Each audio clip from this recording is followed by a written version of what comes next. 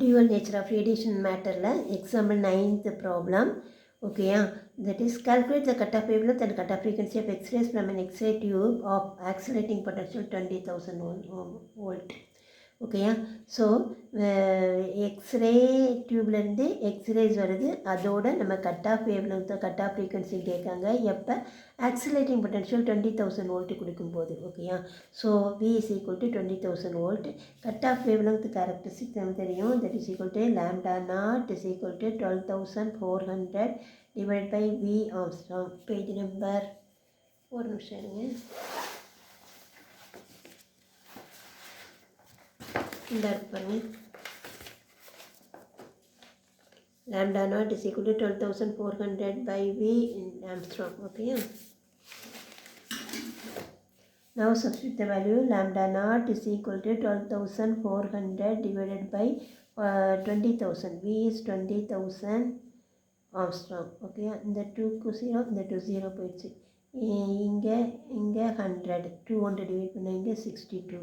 So our answer is 62 by 100, that is equal to 0.62 this Armstrong. Okay, so the cutoff wavelength is 0.62 Armstrong. Then we have to find out the cutoff frequency, that is nu naught.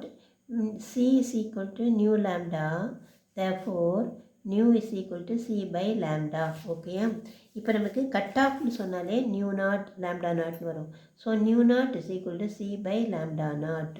Okay, nu nought is equal to c 3 into 10⁻8 divided by lambda naught, that is 0.62 into 10⁻−10.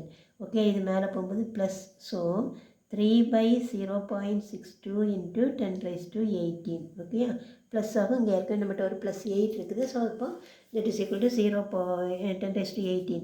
3 log 3 is equal to 0.4771 minus 0.62, that is equal to bar 1.797924.